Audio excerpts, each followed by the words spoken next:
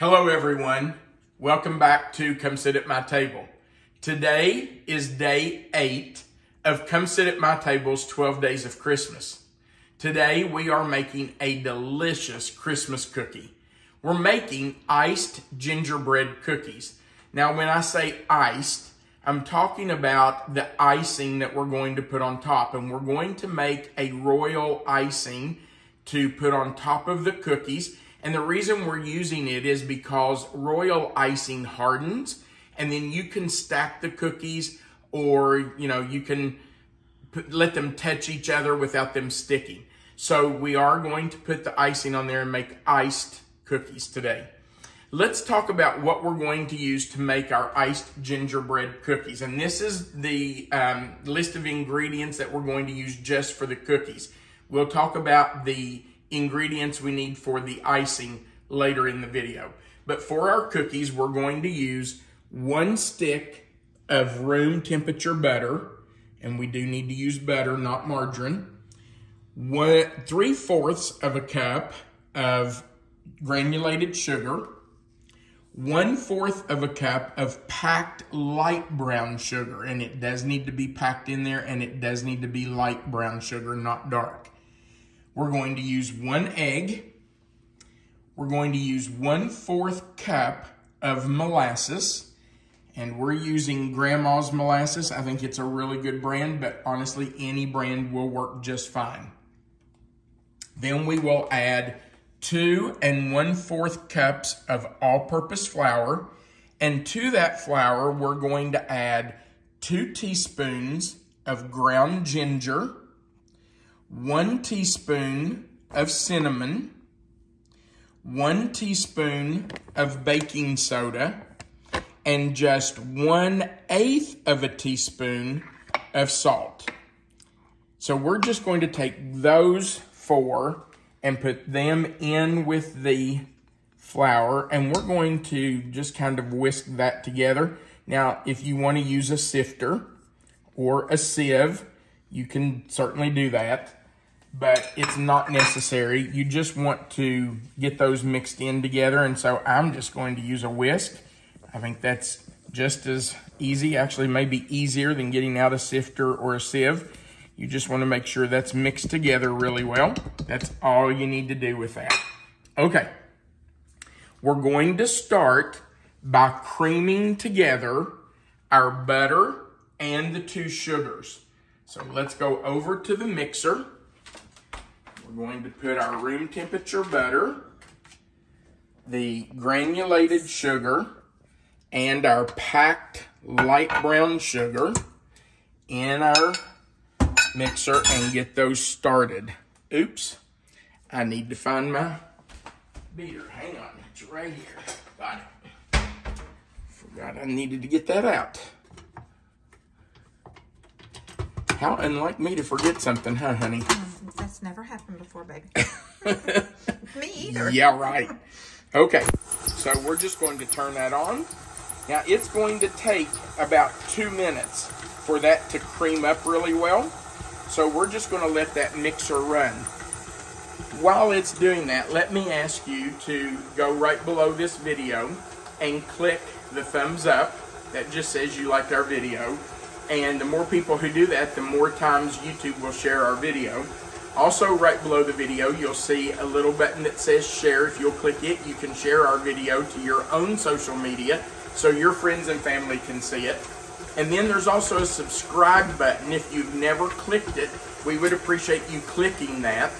You only have to do that once. And then there's a little notification bell by it that you can click with the word all. And that will subscribe you to our channel for free. And then you'll get a notification every time we add a new video. All right, we're going to let this run for 2 minutes. We're going to let this cream up really well, and then we'll come back for the next step. Our butter and sugars have been creaming for about 2 minutes, so we're going to add our egg and our molasses and let those blend. Even though I have a scraper blade on my mixer, it does tend to throw that molasses up on the side, so I may have to scrape it down. If you don't have a scraper blade, you'll definitely have to do that. So I'm going to add the egg. And better raise this up. Add the molasses. And I will need to scrape that out there, I guess. Let's see here. I have my little spatula here. I'm just going to have to hit that for a second. Get that all scraped out because we don't want to waste any of that molasses. That is really good flavor. All right, now we're going to let that blend for just a couple of minutes. Make sure it's blended really well. So let's get it started. Actually, it didn't throw it up on the side as bad as I thought it might. So that's not too bad. Now we want to make sure that that is completely blended in. We want to wait until we don't see any streaks of molasses. We want to make sure it's in there really well.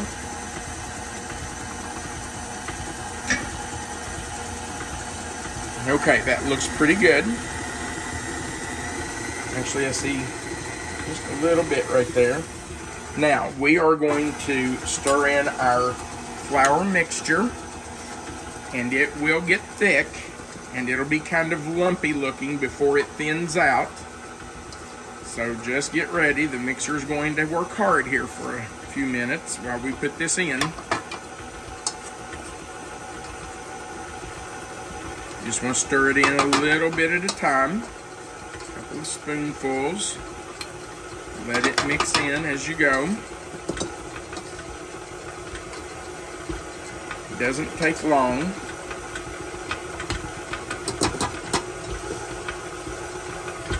You can hear the mixer. It's working pretty hard now. I'm just going to pour the rest of this in.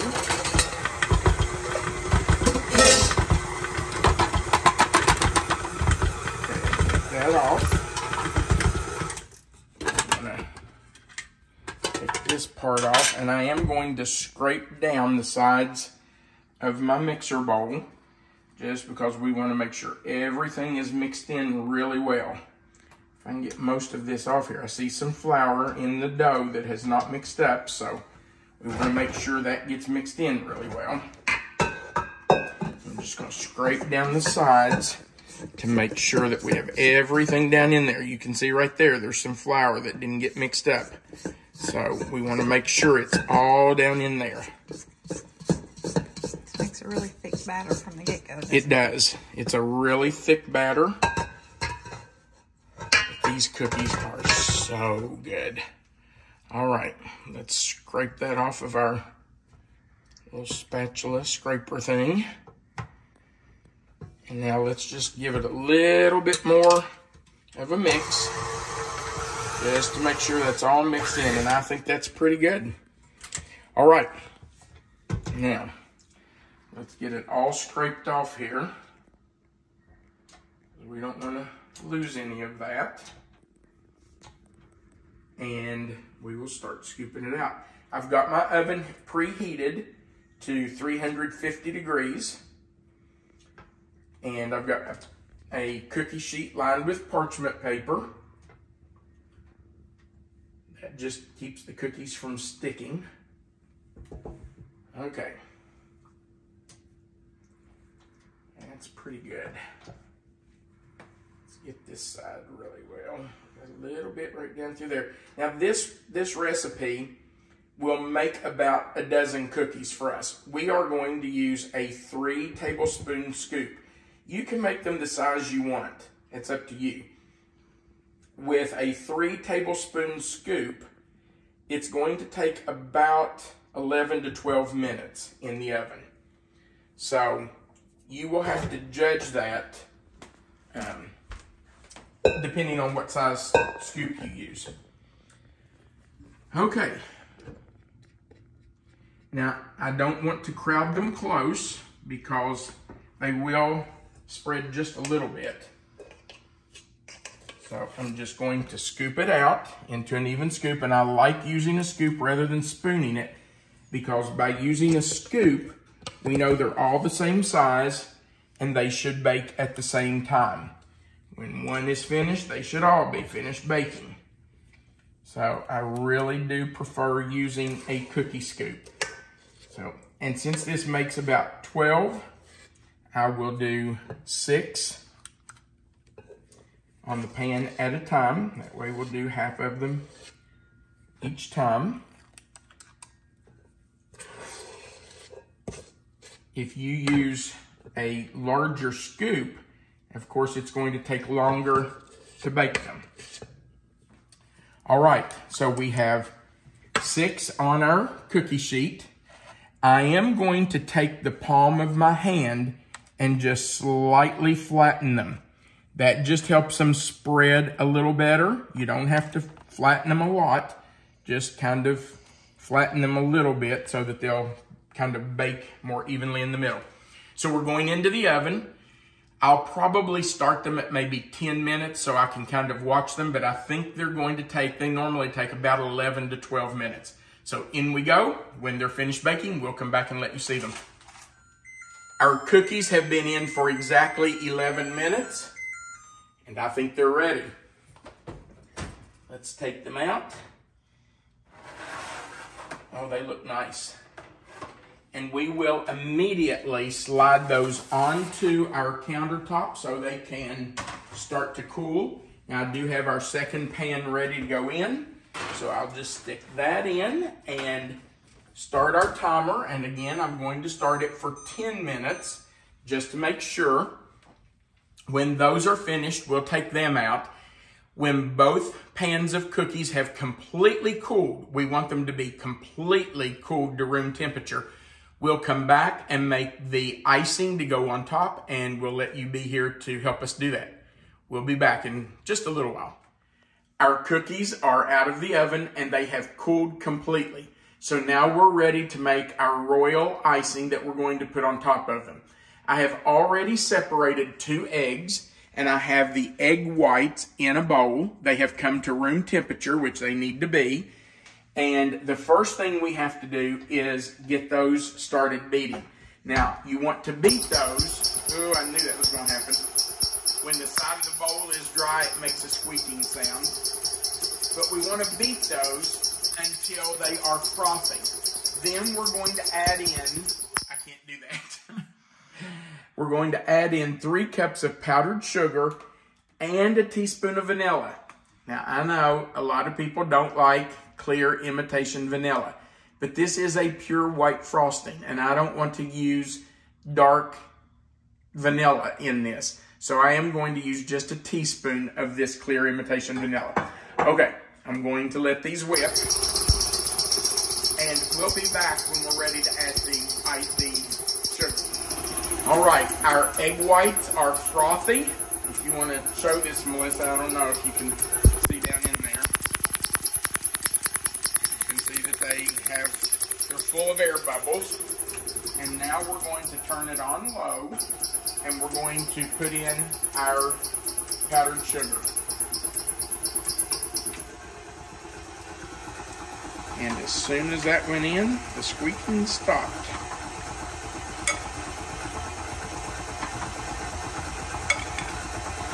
This blade, this paddle that we're using, has scraper blades on the side, and when the sides of the mixing bowl are dry, it makes that squeaking sound.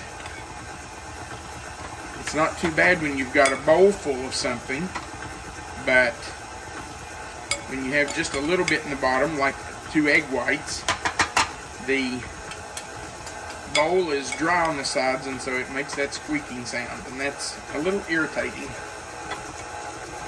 Alright, let's put the rest of this sugar in. Let's add our vanilla.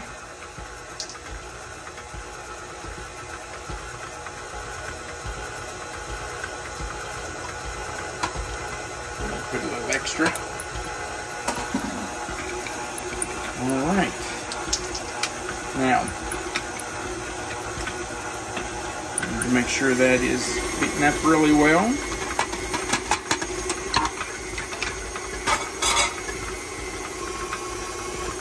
Alright, I think it might be about ready. Actually, I'm going to get the powdered sugar off the beater. And then we'll whip it just another time or two. Just to make sure it's all mixed in there. It's looking good. It smells delicious. All right, that looks good. Let's clean this off. And we'll put our icing on our cookies. This is the icing we use when we make Christmas cookies that we have, like the cutout cookies that you frost. And this icing always does really well. Okay, let's go over. And I'm just going to use a spoon. Now, if we were doing like Christmas cookies, I would definitely pipe it on. But when we're doing something like this, it's just as easy just to kind of spread it on there. In fact, sometimes I think it's easier than piping it on. Put just a little more right there. Okay. Now, let's see if we can spread that around just a little bit. And you can put it as close to the edge as you want. You don't have to go close, or you can go all the way to the edge. It's up to you. I just like to make a little swirl on it, a little design. Okay, we are going to finish icing these cookies. And by the way, we did get 12 out of this batch. So we are going to finish putting the icing on these. And then once the icing has set up and it's nice and dry, we will come back and show you what the cookies look like after they are finished. And of course Of course we'll have to do a taste test. You know we'll have to do that. And I can almost bet you who's going to want the first bite.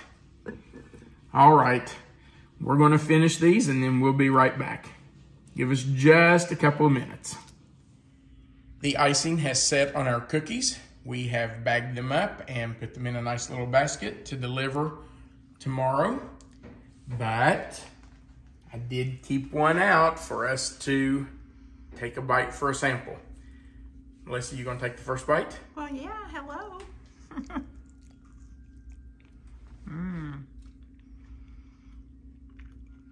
I really like those cookies just without the icing, but that's like I put them over the top. It really does.